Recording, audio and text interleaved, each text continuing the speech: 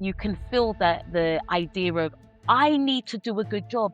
I need to make sure I remember all of the words for my script. No, no, no, it's not.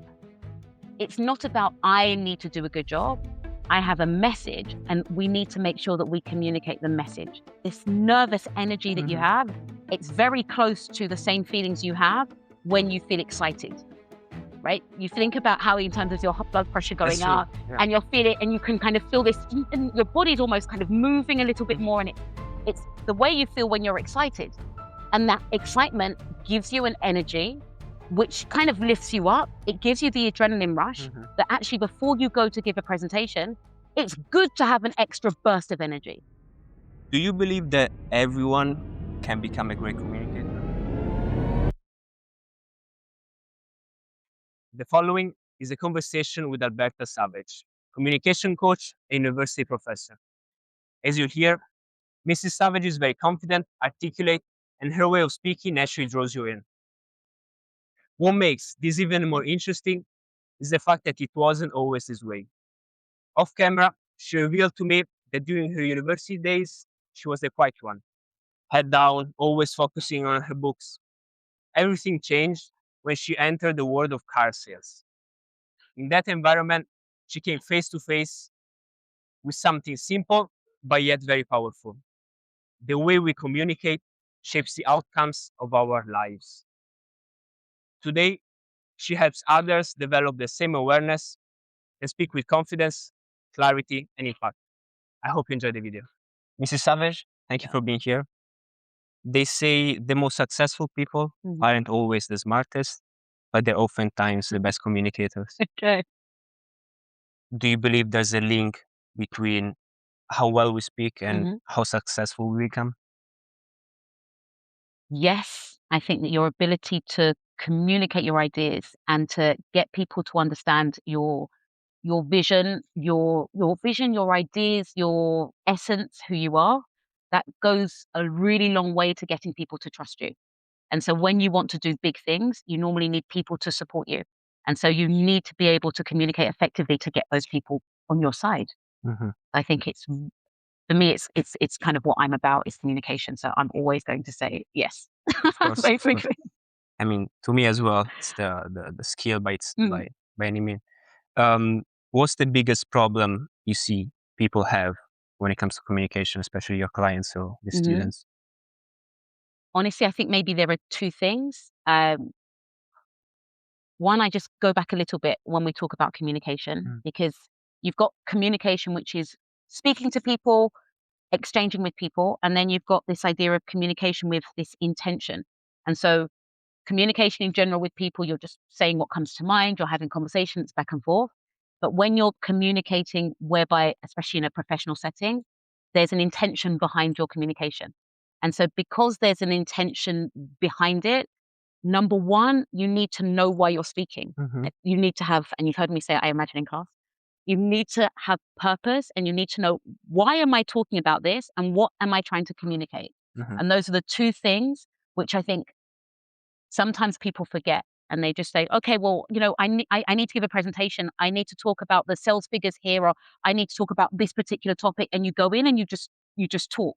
But it's, what are you saying? Why are you saying it? And what do you actually want people to take away? And that's this intentional part of successful communication.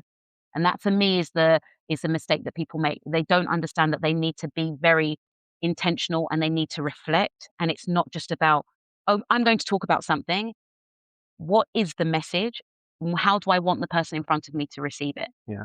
It reminds me of the book Starting with Why.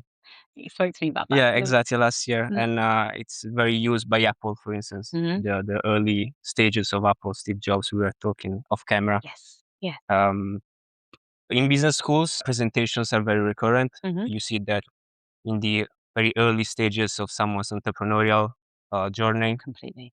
What are the fundamentals for an effective communication? And when I say effective communication, I mean catching the attention of the audience Mm. from the very start, and Mm. of course, keeping it till the very end.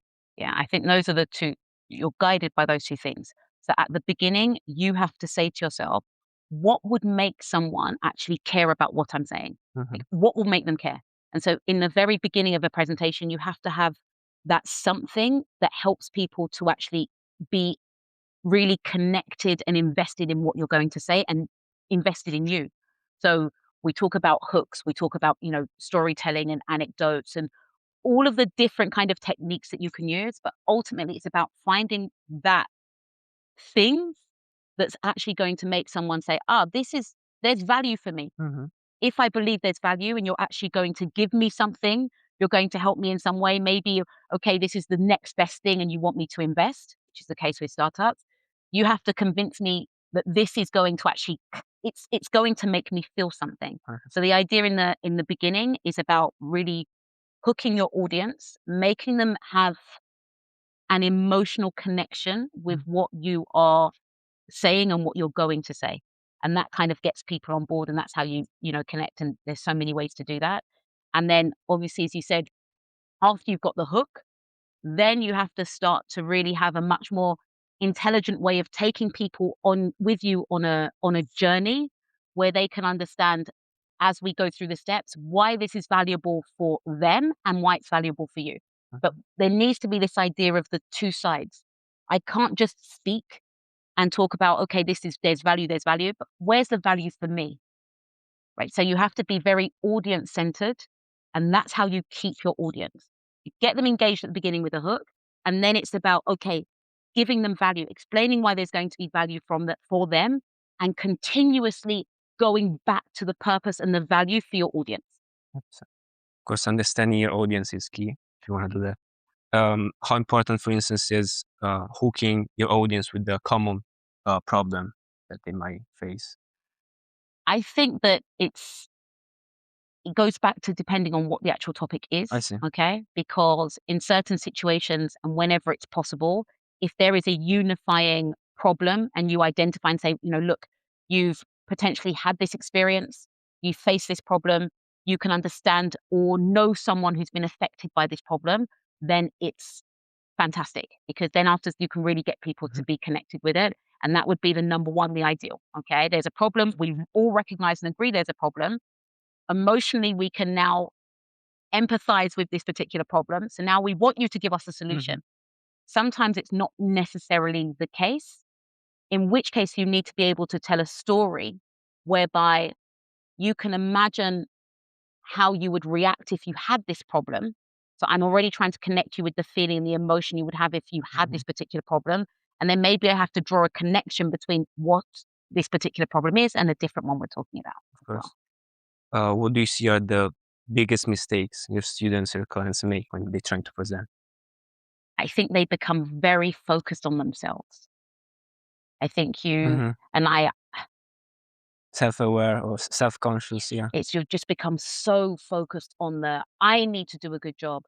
I plan to say this, and I know and I'm ready, and I hope that people are going to like me. And it's so Yeah. focused on the I that you forget that it's meant to be focused on the message and on your audience. Yeah. And so that gives them this kind of warped sense of, I am here for me to do a good job. And it's not the best and it's not the most effective way to look at giving a presentation. It's not the view that it will help you to have. The more you think about me and me being successful, the more it makes you stressed. Yeah, that's true. That's That's true. how people build up all this anxiety. But I need to perform and people need to like me. And what if I forget a word? And last week, or not last week, the last couple of weeks, I've been doing presentations with my students, and you can feel the idea of, I need to do a good job. I need to make sure I remember all of the words for my script. No, no, no, it's not. It's not about, I need to do a good job. I have a message and we need to make sure that we communicate the message. Mhm. That's what we need to do. Yeah. And so if we're guided by that, then we say, okay, how do we get this audience to actually listen? How do we get our audience to care? And then once you go from that point, suddenly even the building and constructing the presentation, it completely changes. Okay, if I say this, the Yeah. audience is going to be connected. If I ask them this question, they're going to be engaged.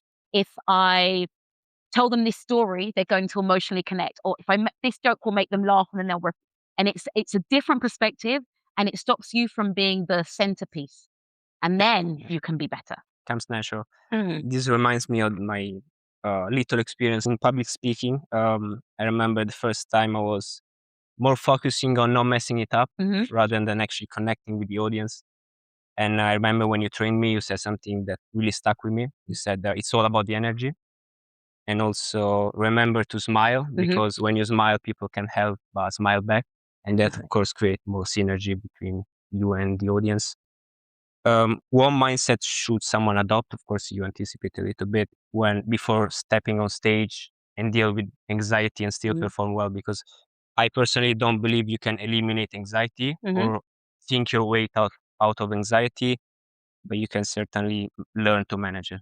And what did you do before the before you were at the Masters of Yeah, Ceremony? How did exactly. you manage your I anxiety? was thinking it's a completely natural thing because, of course, we fear the unknown. Mhm.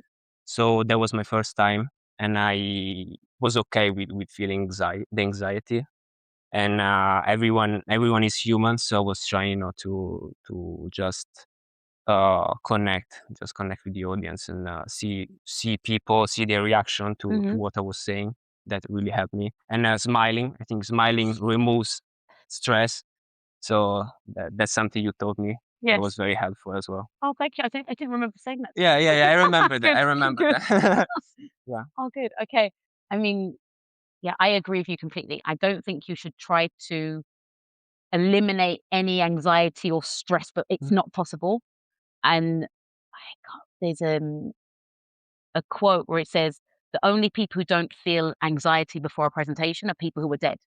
It's impossible. And you take the best speakers in the world mhm. and the best even performers in general when you're in a situation where you have an audience in front of you, which is highly stressful because you potentially imagine all of these people are Of judging course. you. Yeah. So obviously it's normal that you might feel that, but you can't try to eliminate it completely. Number one, because being that level of kind of I won't even say anxiety, but this nervous energy that you Mhm. have, it's very close to the same feelings you have when you feel excited, right? You think about how in terms of your blood pressure That's going true. up Yeah. and you'll feel it and you can kind of feel this and your body's almost kind of moving a little bit Mhm. more and it's the way you feel when you're excited.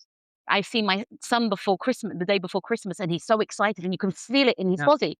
And that excitement gives you an energy which kind of lifts you up. It gives you the adrenaline rush Mhm. that actually before you go to give a presentation, it's good to have an extra burst of energy. Oh, That if you can, and as you said, if you can accept, I am feeling certain things in my body right now, it's because I'm excited and I want to do a good job. mhm. And I feel that burst of energy and that will help me. And you can reframe it a little bit.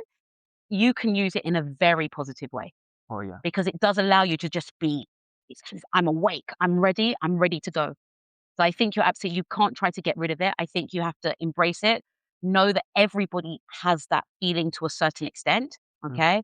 And it's different. You have people who they suffer from stage fright, which is, it's a bit mhm. more, it's a bit different on the spectrum, it's a bit more extreme. But for the average person who would just, they have anxiety before they get on Mhm. stage, reframe it, use visualization. Okay. I say it to people all the time because I do it myself when I go into situations and I'm not, I'm feeling nervous. I do use visualization techniques and I do visualize the whole situation from beginning to end. And I'm thinking, okay, I'm running through it in my mind. I'm trying to put myself in that position so that when it actually does happen, I feel as though I've already been there. I've already done this. Yeah. Right. So that for me is something very, very helpful. I was reading recently a book. It's called Psycho-Cybernetics. Hmm. It says that your brain cannot distinguish between real experience and mental experience, visual experiences. And it was saying, for instance, there was a professional golfer. Hmm. He was injured for about 2 years or something. And but every single day he was visualizing him training with the golf. And but he was not playing for 2 years. He came back and he won like the championship or something like that. It was a crazy story. Because and you have so many stories about it. Yeah. I talk about it in my classes, and I talk about it with clients sometimes when I see them and they really are, I have to go in this situation, visualize. Mhm. It really, you hear so many stories about it working so well for people, and when you do try it, you can feel the effect. And even just going back to the golf story, and I normally tell this anecdote as well in class because you've got quite a few athletes, and even Usain Bolt was doing Mm. visualization. And the idea is when you're doing them, and physically, literally, they were kind of trying to test, okay, does it really Yeah. work? And when you're visualizing, and this is specifically for athletes, their muscles in their legs start to twitch. So literally, it tells you that you can play around, you can play with your body, right? You can use your mind body in ways that allow you to progress and allow you to be able to confront things that maybe you need to do it first in your mind before you do it in reality. Wow. So it's, and you see, it's I love visualization. 100%. And in preparation of this interview, I was reading the ranking of the biggest fear people have, Mhm. and public speaking is often ranked as the number one fear, even above death, I know this is. which I is remember crazy. reading books about that as Also, do you have good practices well. that people could adopt before stepping on stage? I don't know. You are telling me something with your voice. You Mhm. can warm up your voice before that. These are exercises that I got you to do in class. Yeah, I yeah, think it was exactly. this. I got you to do the exercises. Well, number one, I think you have to practice. Hmm. I just believe in practicing that if something's important for you, don't leave it to the last minute. Don't procrastinate. You have to practice. Yeah. And so already in the, I think I'm going 85% of your success is your ability to prepare beforehand, Hmm. every single time. And I say it for presentations, but I say it for everything. But especially there, because your opportunity to make a real impact is so big if you have the right audience in front of you, etc. But definitely preparation. So you're practicing the content, you're making sure that you've developed it in the right kind of way. So it's very audience centered. You are saying it out loud because I see so many people like, have you practiced? Yes, I ran it through in my mind. But did you say it out loud? Have you heard how the words actually sound? No, but I don't need to. You can't just read it silently 5 times and think you're prepared to go onto a stage and actually speak and deliver a presentation or a Yeah. speech. You have to practice out loud. So telling people, I say to them, practice out loud. Said to a client recently, I said, you have to record yourself. And she said, Alberta, I can't record myself. I said, no, but you really record yourself. You have to hear what we hear. You have to see what we see because then you know what you need to work on.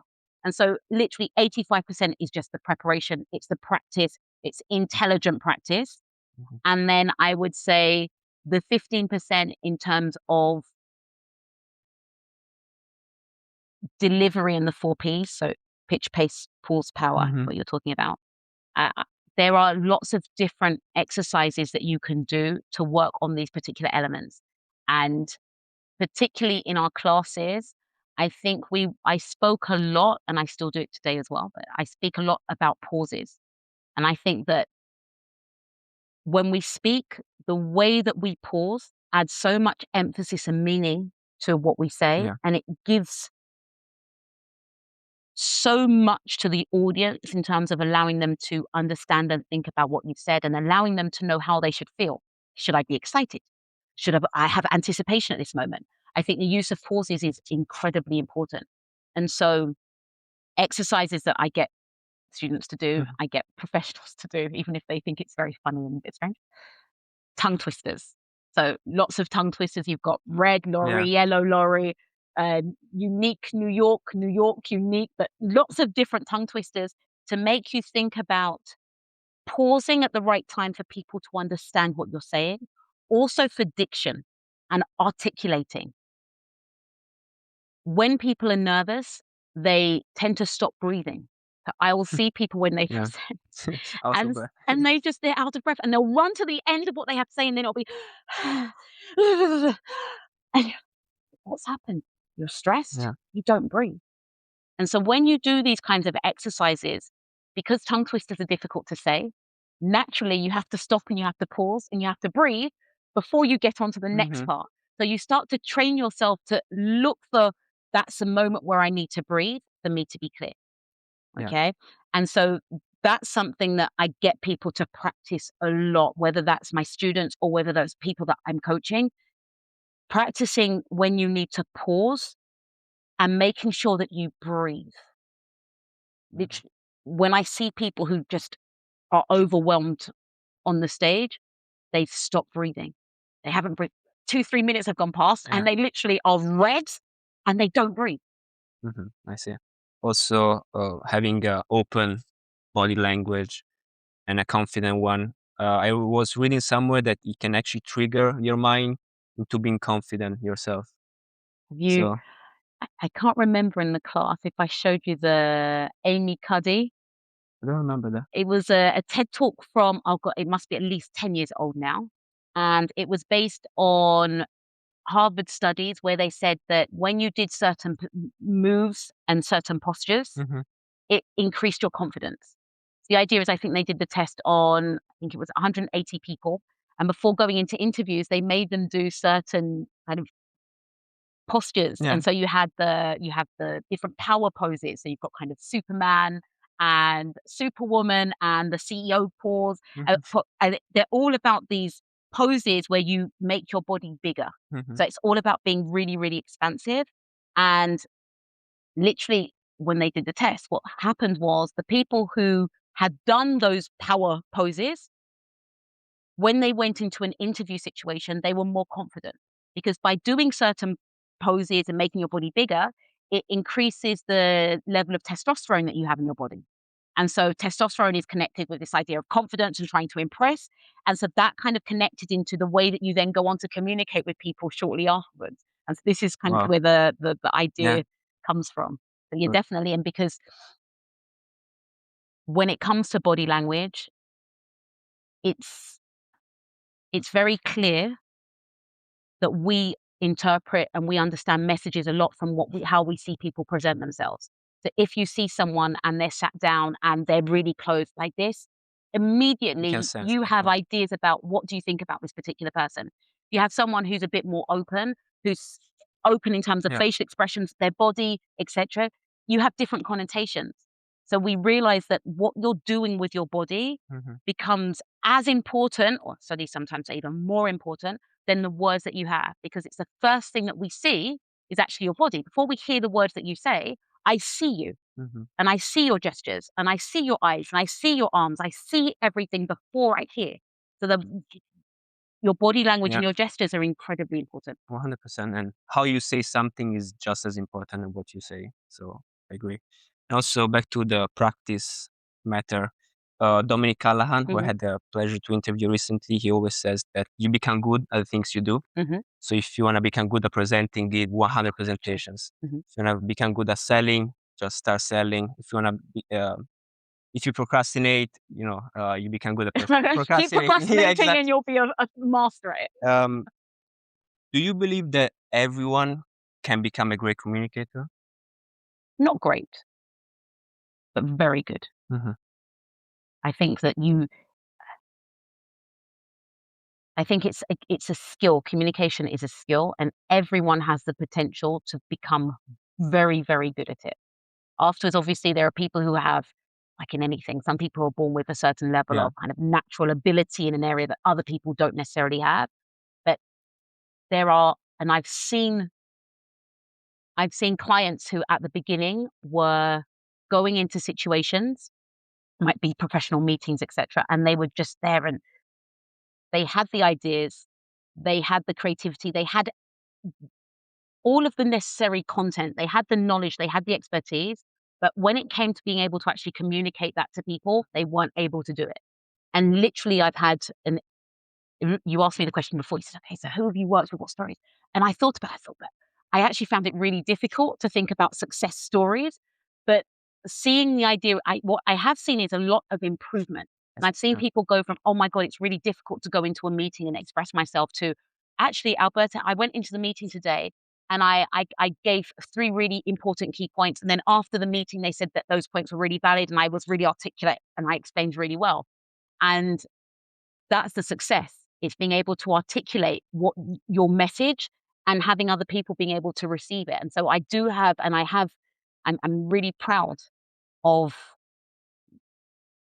the clients that I've worked with and the students I've had at the university Hmm. as well, whereby, okay, I'm going to give you techniques, I'm going to train you, I'm going to coach you, but their own tenacity means that they're trying to really incorporate, what I've Yeah. tried to teach them. And then you do see them progress. and they progress even after I've stopped with some of them. They'll still contact me and they'll say, I still remember you explaining, X, Y, and Z. And sometimes when I'm at a moment I'm not sure and I'll think about that. So yeah, there are a few people who've said to me, that it's made a big difference in their professional lives. Yeah, Definitely. I see. And oftentimes you find new talents Hmm. only when you start doing things. And I mean, I said off camera, you don't need to be great to start. You need to start to be great. So I really like this quote, and it's the same with the podcast. The first episode, of Hmm. course, is brand new stuff, but you learn as you go, and that's the only way you can become good at something. It's the So Diary of a CEO. Sorry, I just thought okay, about that. yeah, Have you seen it? yeah, I Yeah, followed you it. see, and he said that in his first. I remember. I can't even remember what's his name. Stephen Bartlett, Stephen yeah, Bartlett, and he literally, when he started his podcast, he said, "At the beginning, I felt completely lost. yeah, I had no idea what I was going to do, but I knew I wanted to do it." And so he said, "I think the first 10 were rubbish, hmm, but he thought, but the 10th is less rubbish than the yeah, first. So let me just keep going." And then he got to the point where he felt like it's really not rubbish at all. yeah, So it was exactly this idea: you have to start. So yeah. I love that. And oftentimes for instance, you like stuff you're good at. Hmm. That first comes from for sport as well. I used to play tennis a lot, and of course, the first year maybe you Hmm. cannot even throw the ball to the other side of the net, but eventually you become good and you start You liking like it. it. So really, it's a lesson that you learn as you go. Mm, definitely. You also are an expert in cross-cultural communication. Hmm. What do you see are winning approaches when it comes to international environment? I mean, here in Monaco, we are surrounded. So, Yeah, absolutely, absolutely. I think that you have to start from the position of really trying to understand who you have in mhm, front of you. And I think that what allows you to go into situations and actually be able to make other people feel comfortable is doing the groundwork beforehand. I do a lot of assignments at the IUM with students, especially kind of towards the end of the second semester. And it's really focused on the idea of, okay, how do you prepare if you have to go to country X or Y and you have to mhm, work with this particular nationality or this particular culture? And the idea is just getting people to understand, do the legwork, do the research beforehand, and literally come with a very open mind. uh, and the approach is literally, now you do research. Now you can absolutely do research on every single culture mm, in the world. yeah, There's no excuse for saying, but I didn't know that. All of the major things for different cultures, you can go do the legwork, understand, and go into a situation without the ignorance that you would have if you hadn't done the research. That's literally the first thing. And then, and this I tried to explain, I had this kind of idea, this example, which is trying to take yourself out of the mix as if I am the center, that kind of idea of being ethnocentric and mhm, everything starts from me. And I said, you imagine you're in a room, okay, you've got all of these people in the room and everyone's disagreeing. And why are they disagreeing? They're all stood in different places within the same room. But I'm here. So my vision is this way. So I can see a TV, I can see lavender, I can see this, and you're in the same room, but you're looking in a different mm, position, a direction. So you yeah, can see a chair and you can see a mm, wall. And so we can just argue over, no, but you're wrong because what we've got in this room is the lavender and we've got the TV. And you'll say, no, but we've got the wall and we've got the chair. And it's understanding that what makes you you in terms of culturally is the position that you have within a space. And so once you start to say to yourself, you know what, but if I moved to your position, I was there, then I would oh, see the yeah, things the way that you see them. And so once you're able to appreciate the difference isn't because of we're so different, because of we're literally just standing in different places, having different perspectives, you start to not hold on so much to this yeah, is my perspective. And I think that's very helpful when you find yourself in really culturally diverse environments. yeah, I see.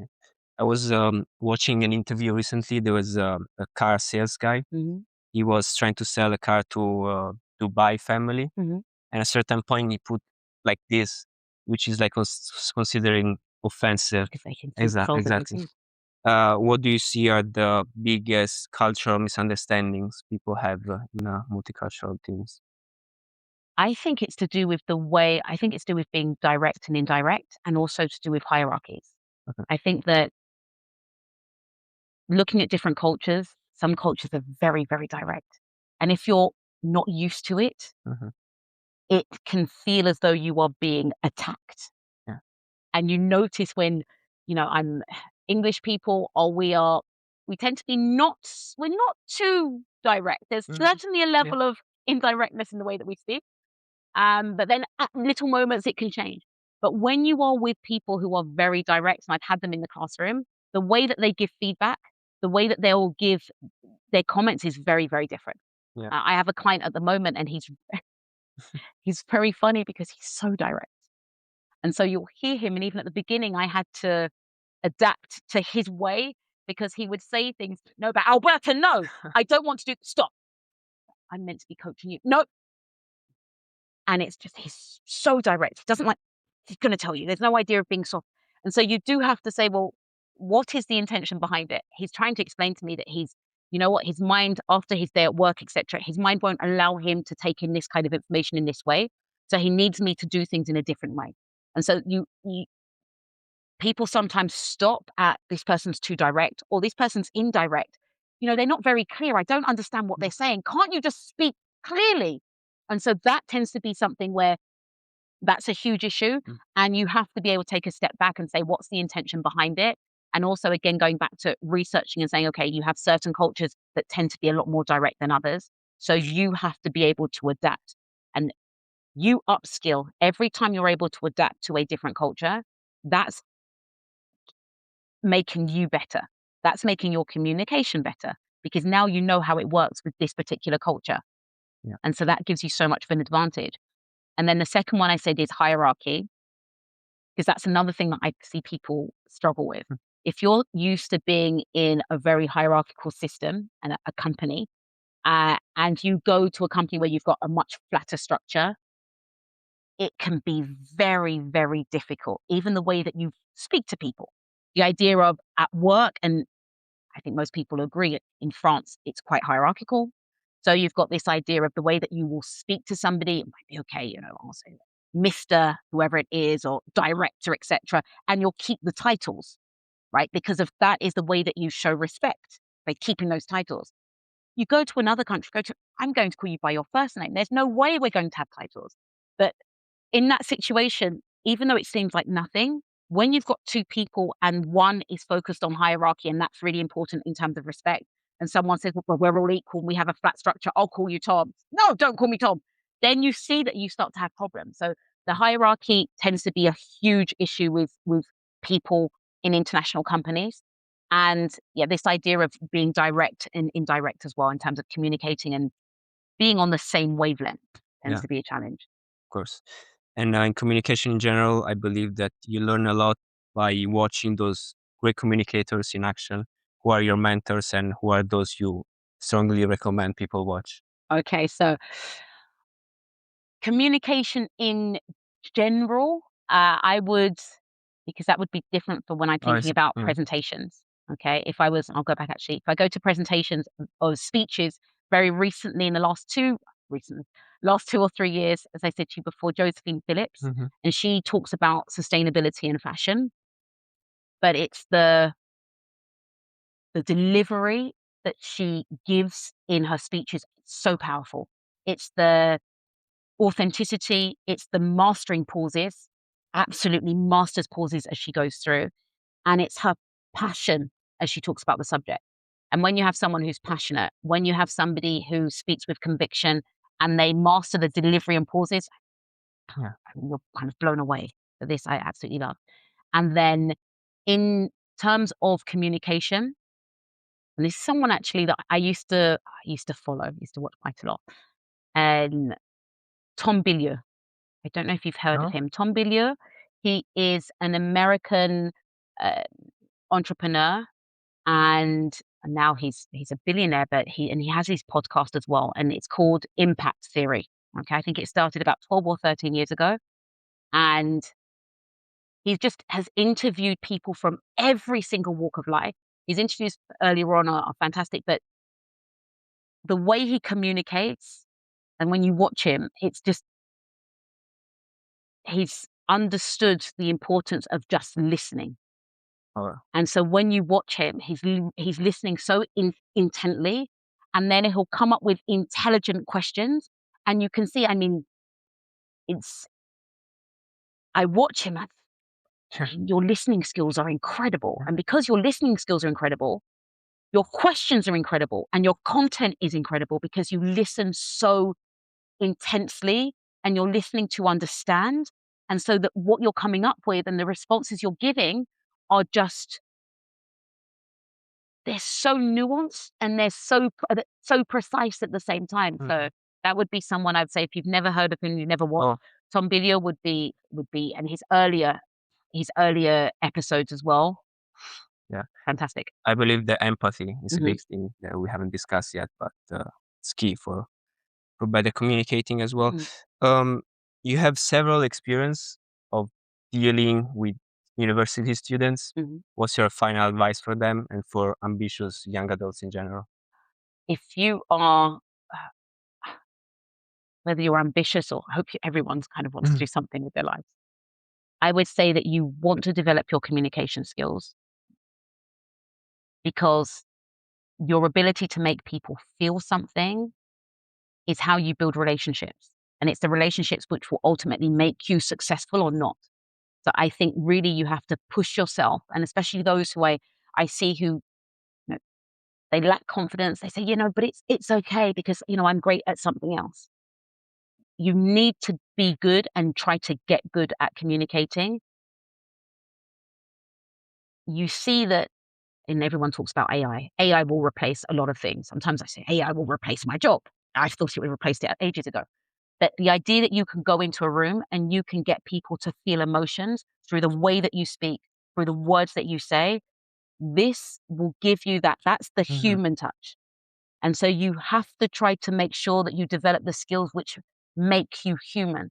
And for me, I think it's a skill in your professional life, it's a skill in your personal life. The better your relationships are, the happier you are. But you can't have great relationships if you can't communicate. yeah. So It's everything it's a big driver both for professional and personal. Yeah, I agree. I agree. It was very nice to speak with you again, Thank and you. you always learn a lot. So Thank thank you very much you. again, Mr. Thank Savage. you. Thank you.